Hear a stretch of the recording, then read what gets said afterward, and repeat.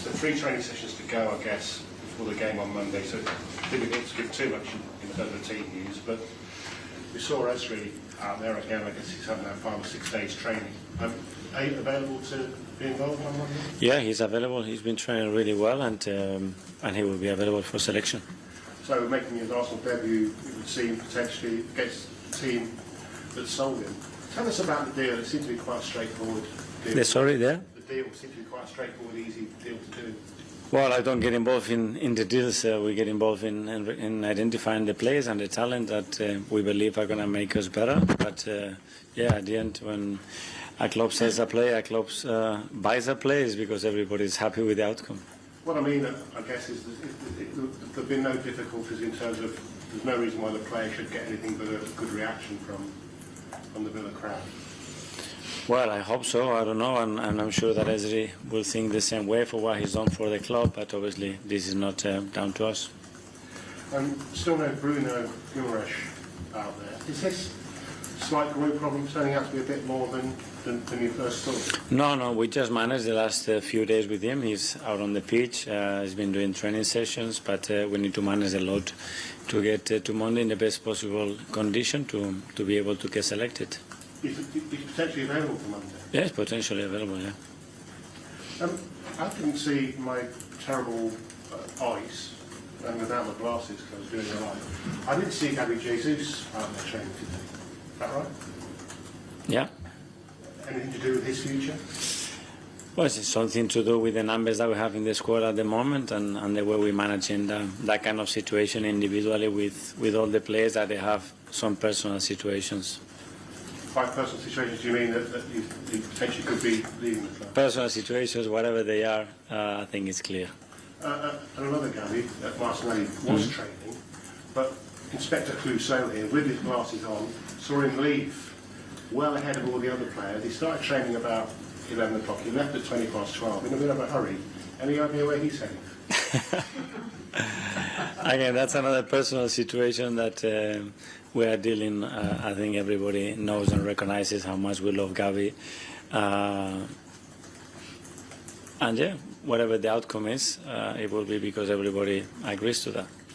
You spoke last week about the difficulty of having a conversation with players that you love, players that you've worked with. Were these two of the players you've had that conversation with? Yes, for sure. There are those conversations, and those conversations go both ways. But I'm very satisfied how this conversation went because I know what is in each other's hearts, and the words that they come through in that conversation make me really happy. But it's inevitable that at some point you need to have certain discussions and say certain things that sometimes are tough. How many conversations with Julian Alvarez gone? Don't go there. It's a player you know well.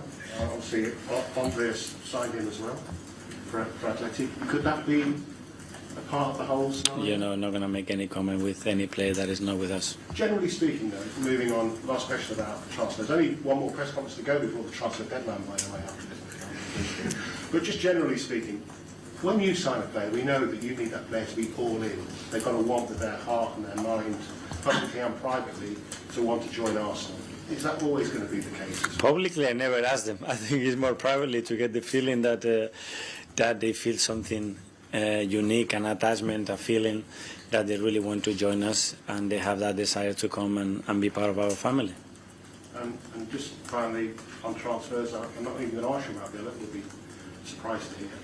Ethan Ranieri, probably his future is way unknown. Any news on where he's heading? No news on that. Thanks, Mikel. Thank you very much. Thanks, Gary. We'll go to Anita from the Premier League. Hi, Mikel. Hello. Lovely to see you. I wanted to just pick up on Julian Alvarez there, just given what was being said in the Spanish press. Do you watch El Chiringuito de Jugones? Are you familiar with it at all? I am familiar, but I don't watch it, no. Okay, so one of their main journalists, Josep Pedrerol, said that you'd made a call and he didn't answer that call. Is there any truth in that at all? You know, I'm not going to make any comments about what he says publicly because if not, I would think I would be having a different job. And then in terms of the team news then, ahead of this game, any more progression with the likes of Julian Timber or William Saliba? Julian is progressing really well. Let's see how he ends up this week. It's the third week in a row that he's been outside, and we have increased his load. So he's in the right trajectory. If everything goes well, I think next week we can step it up again. Willie, obviously, he's in a much conservative load management right now, so that's going to take a while. You're in such a privileged position to have what feels like 2 players per position on the pitch. Could you maybe talk us through the decision-making that you went through when it came to the changes in that first game out against Coventry, as we didn't see Alvarez make the game at all? Well, for different reasons. Some of them were physical, some of them because some players, they cannot last still 90 minutes. We didn't want to expose them. And others are tactical or a feeling that you have throughout the game. That's it. And just finally, Monday against Unai Emery, he's had a tough start to the season. How much do you feel for him, given the number of outgoings and uncertainty? I know many managers are looking for the window to be closed ASAP. Oh, well, he's one of the most experienced managers in the league and one of the most successful, without a question of a doubt. So look what they did last year, how they finished it, and the incredible season that they had. So it's just a game, and that's it. And I'm sure he will turn it around. Thank you. Best of luck. Thank you. Alex, BBC. Hi, Mikel. Hi. With players moving on, obviously it's a difficult time sometimes. So how would you go about having those conversations? Is there a certain time you do it, or a certain way you do it, particularly when there's emotions involved from both sides? I mean, try to be as clear and as transparent as possible, and try to deliver the message as it is, and they know from what place that message is coming. So yeah, if I give in a player through 6 years, 500 great messages, and one day I have to give him a message that maybe it's not that good. I think the proportion is quite good. So I expect that they value that, like the things that they've done for the club or for myself. If it's 499 to 1, certainly that one is going to bear so little in the way I feel about a player. Matt from the Standard. Hi, Mikel. You've spoken, as we touched on there, about it being essential that players want to be here and Arsenal's the destination for them. Is there a temptation, I guess, with the really elite players that you think, whatever the context, whatever's going on, it's almost worth convincing them, worth it, doing whatever it takes? Convincing, I don't know if it's the word, obviously explaining what we are doing, how we expect that player to fit in within our club and our way of playing, his role in the team. That's certainly the case. I think everybody, and those players normally they don't come by themselves. They come with a team, whether it's a family, with people that was with them. So I think that whole ecosystem of the player, I think, has to be understood, and I think everybody around it as well has to feel that it's the right thing to do. And is it frustrating, I guess, sometimes when almost the club's plans might have to be on hold while you wait for situations to develop elsewhere? No, I mean, we haven't had situations like this really. Then after you can do a deal or you cannot do a deal, but I think we are really privileged that players really want to come to Arsenal. James, CBS. Hi, Mikel. We think the Gabby Martinelli deal may be done before we'll speak to you again on Monday. He's someone that's been with you right the way through. I think only him and Bukayo have been here since you arrived. When you had that conversation with him, could you maybe reflect on your feelings and your experience of being with him? Gabby is an Arsenal player, and that's it. I don't think I should make any more comments about that. I understand the question, but it's not the moment to do it. Quick, James from ESPN. Just one on Concert. Obviously, sort of a strange quirk of fate that his debut might be against his former club. Did you have any sort of doubts throwing him into a game like that because it is at his former club? Is that a factor at all? No, well, if I see something different on the player, maybe I question that. The way I see Nesri since day one, knowing his personality really well that I know, with all the feedback that I got from all the people that has worked with him, that's nothing that concerns me there.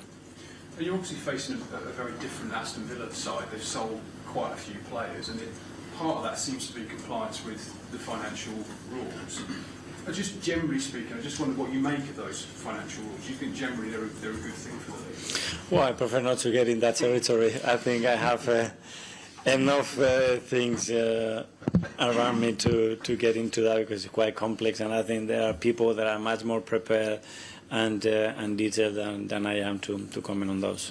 And just finally, just on the market, obviously you've been linked with a striker whose name's been mentioned repeatedly. How do you manage that with the strikers that you currently have? do they have to sort of accept that part of life? Very simple. Whatever you read, if you have a question, come and knock on my door and I will tell you whether it is true or not.